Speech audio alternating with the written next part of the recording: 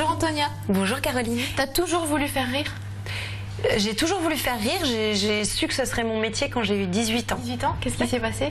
J'ai rencontré l'improvisation théâtrale. Ici, ça a été à Strasbourg. Ici à Strasbourg avec la Lolita. Ouais. Tout à fait. J'ai fait partie des premiers membres de la Lolita qui à l'époque était vraiment balbutiante. Et ça a été une rencontre choc. Moi je suis sortie de là en me disant ma vie ne peut pas être la même depuis ce soir. Ça n'est pas possible. Il vient de se passer quelque chose. Pourquoi? Parce que tout à coup j'ai découvert qu'il existait une discipline qui correspondait exactement à ce qu'il me fallait, parce que tout d'un coup je me dis tout ce sur quoi j'avais essayé d'échafauder des plans de carrière est en train progressivement, enfin plutôt de manière brutale, de s'effondrer. L'enseignement donc? Oui, l'enseignement ou les repères familiaux que j'avais avec des carrières dans lesquelles on fait de l'université, on travaille, on va loin, on persévère dans un domaine et voilà, tout ça c'était plus possible. Et puis à un moment il y a un tournant. Il y a quelque chose qui se passe, enfin D'abord j'ai commencé à passer à l'écriture, ce qui a été dur parce que quand ça marche très bien en impro, pourquoi on se foulerait à écrire des choses? Et le tournant principal, ça a été que j'ai rencontré une productrice et j'ai commencé à travailler avec une prod. Et puis la présence d'Entre-Scènes dans ma vie, ça a été aussi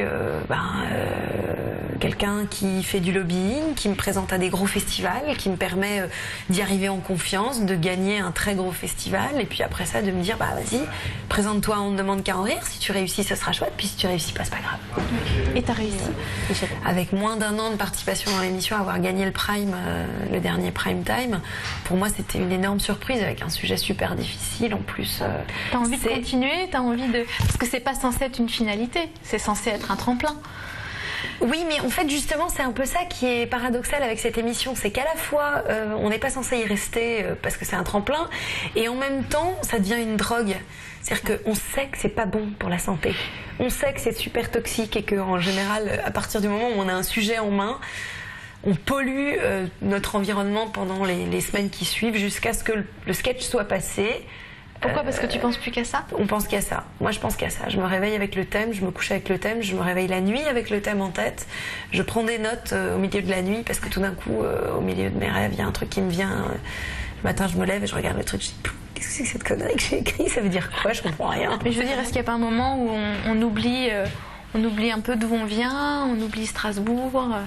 Non, déjà parce que moi je vis à Strasbourg, je continue à y travailler, je continue à bosser pour Arte, je continue à travailler avec les gens avec lesquels je travaille, à faire de l'impro au Camionneur avec Inédit Théâtre, à l'Iliade. Et la vie de famille, comment on peut être femme, artiste, mère en même temps? C'est un travail d'équipe, on essaie de gérer ça tous ensemble. Bon, pour nous adultes c'est déjà compliqué, pour les petits ça l'est encore plus. Ouais. Les autres femmes en général que tu rencontres qui font le même métier que toi, tu vois, vous comparez par rapport aux vies, par rapport aux... Alors déjà c'est vrai que dans mon entourage d'humoristes, j'entends, il y a très peu de filles qui ont des enfants, très peu, parce que elles ont soit fait le choix de ne pas en avoir, soit elles n'en ont pas encore. Oui, elles sont trop jeunes. Parce qu'elles sont trop jeunes ou qui sait, peut-être qu'elles n'en auront jamais. Ouais. Voilà, j'en sais rien. C'est quand même difficile, c'est quand même difficilement compatible. En tout cas, c'est un sport d'avoir des enfants et d'être humoriste, parce que concrètement, on est tout le temps sur la route. Moi, je passe mon temps à trimballer mon spectacle à droite à gauche. Mais je crois qu'on s'en tire pas trop mal. On est aidé, on a pas mal de... T'es bien entourée, ouais. Ouais, on s'est bien entouré depuis des années parce que c'était déjà le bordel avant qu'il y ait la télévision. Donc, avec tes filles, tu rigoles? Je suis épouvantablement chiante.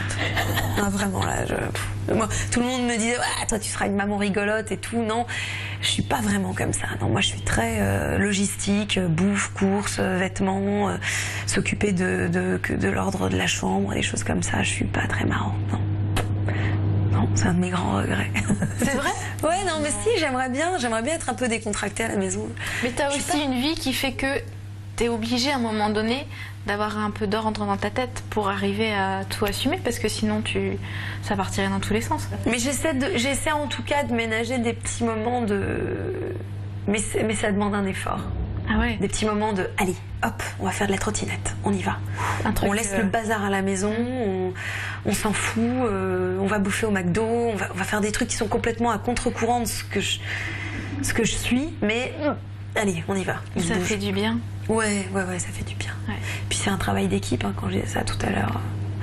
Mon compagnon de vie est très fort aussi là-dedans pour arriver à me soutenir, à me porter.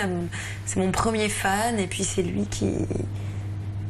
qui aussi de temps en temps aide à décompresser. Ouais.